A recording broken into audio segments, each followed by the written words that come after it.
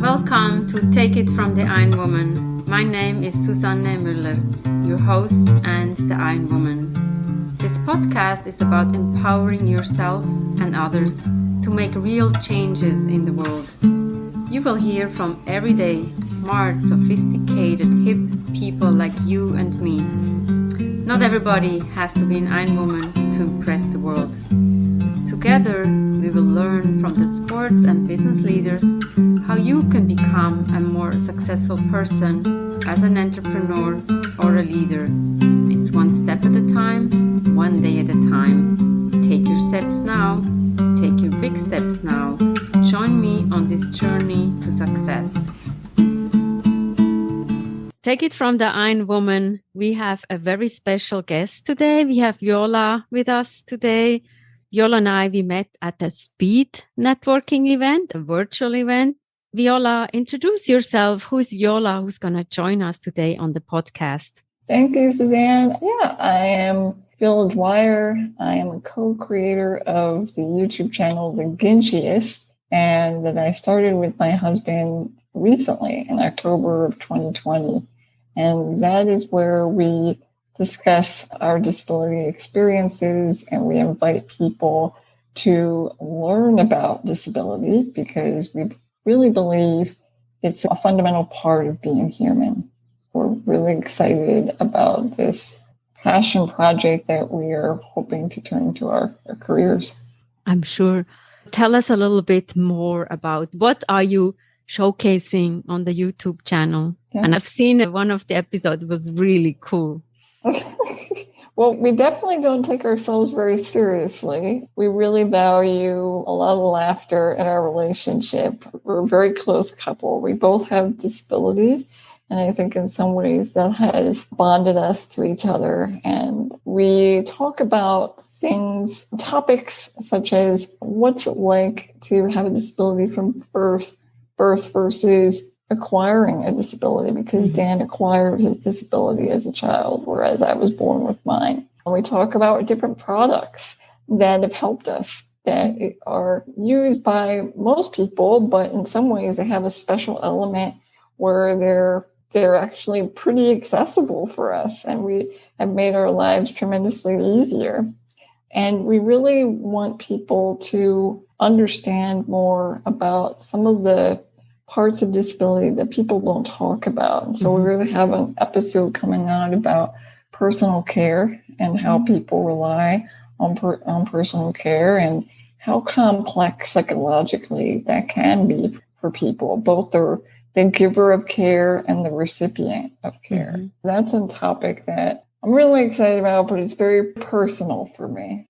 I think it's also a topic that we want to know about it, but it's hard to ask the question. And I think I listened to that YouTube or watched that YouTube when you were talk about the myth, like, can a person with disability be nasty? I thought that was interesting. So tell us a little bit about that episode. I thought that was so cool. Yeah, I think that people have these conceptions of what a person with a disability is like. And either they think that they're all nice and they're the most patient, kind people. And then you feel so bad for them because they're going through this physical challenge, or even maybe if it's a mental challenge. But the point that we're trying to hone is that, well, people are still people, no matter what sort of circumstance or experiences they've had thus far in their lives. And so you're going to find a full spectrum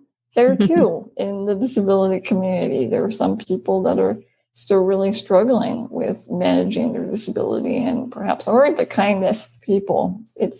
I think this concept of people are people, really. And it doesn't matter. I like that, yeah. And when we talk about people, I'm interested, how did you meet your husband? Oh, yeah. It really is. I'm very happy about the meeting in the sense that I didn't have to go through what I think some of my friends had to with like dating apps and trying this avenue and that avenue. It happened very organically. I mean, I was just going into town one night meeting my friend for dinner, and he just happened to be there. And we started to talk. And then my friend, because she's like the orchestrator, she really thinks that she's the matchmaker of this union, which she can get the credit. That's fine. And she told us, like a couple of days after that dinner, well, you both are coming to my party. She had a birthday party in Washington, D.C., and we were in Philadelphia at the time. And she suggested that we ride their train down together because we were both going to take the train. And we did. And that, I think, was the ignition, in the sense that we spent the whole day together, we spoke, and we really got to know each other and started to date each other thereafter. Oh, what a story. As you said, people are people, we're humans. And it was meant to be that you met at that dinner, and that's how you got involved. That's beautiful. When we look at your resume, very impressive. You have a bachelor's from Johns Hopkins University. You have an MBA from Duke University. Fantastic. And you said, like, in 2015, you used to work in human resources. And I think, so you used to work in human resources, and that was another connection that you and I had and shared. Yes. But then now you're venturing out into the YouTube. And I mean, with the YouTube, I think you can also reach many more people that can subscribe and follow you. We'll obviously have the information in the show notes. What kind of questions do you get, or what kind of questions are you inspired by to share on the YouTube channel? I really welcome people from both groups, because we aren't just talking to fellow people who have disabilities.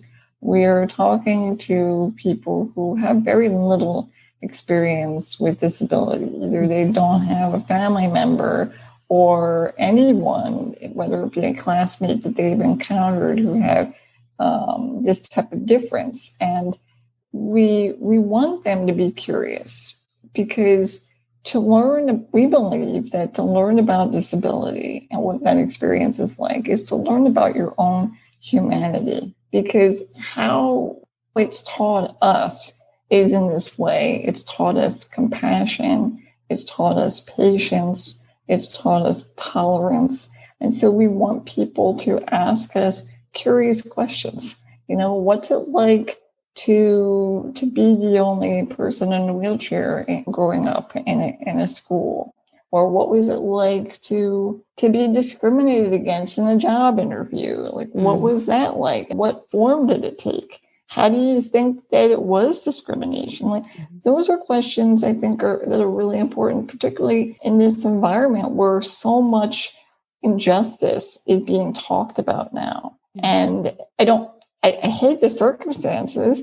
I hate that this is happening, in the sense that we're still dealing with things such as racism. But at the same time, it's opening up this pathway for so many other people and different types of injustices to talk, to have these conversations and openly ask questions. As long as, and we say to keep it kind, keep it Ginchi. Ginchi means cool. Ginchiest is a slang from the 50s, meaning cool. As long as really the questions are coming from a place of kindness, we're open. We're totally open. And I know from working in human resources, I read a statistic that actually disability is the fastest growing minority in a way, because there's also disability that are not visible. When you think about depression or reading difficulties or anything. So maybe when you have a disability that's visible, it's easier, but still it needs to be addressed. And before we recorded, we said, you need to have a TED talk with your husband or alone. How can we orchestrate that? And I mean, everybody needs to hear your story, and everybody needs to watch your YouTube channel to learn more, and especially organizations. What accommodations do you need to work in an organization? I think that it's very dependent upon the individual. What I think some organizations have these assumptions that are very dangerous is that, if they see someone with a lot of equipment, let's say if they're in a power wheelchair, if they have a communicator, then that just means automatically that they're going to require a ton of expensive accommodations. And that couldn't be further from the truth. I mean, it really is dependent upon the person. I know for myself, the biggest accommodation, and many times it wasn't even something that was an absolute, were automatic doors to just get into the building and get out. Aside from that, I didn't need anything else, but it's a relationship that you have to develop with the applicant, and if you're going to hire them and you feel that they would be the right person for the job, I mean, it's going to pay off so many times over, and most of the time these accommodations are very, very small and affordable.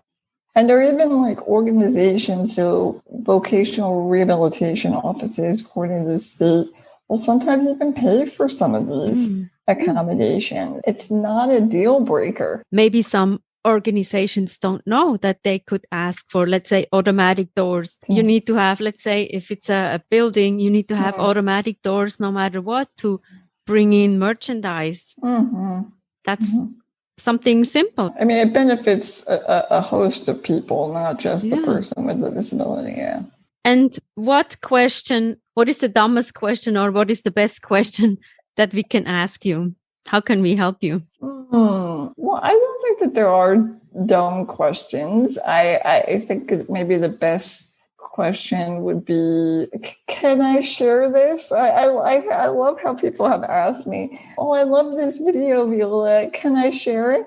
And I tell them, it's on YouTube, guys. Of course it's meant to be shared, of course. So I think that for people anything that has to rouse your curiosity, we're welcoming. It's a learning process. That's what we're here for, to help people learn and grow. Thank you so much for being with us, and love to hear. I could talk more and more. Love to hear more from you, but certainly I will follow you on the YouTube and make sure all the listeners are chiming in when you have a new episode. Thank you so much, Viola. Thank you, Suzanne. What a wonderful discussion. Don't be afraid to ask questions. What questions do you have? Take it from the Ironwoman. We have episodes every Monday, every Wednesday. There's something for everybody. Follow us on your preferred channel. Thank you so much.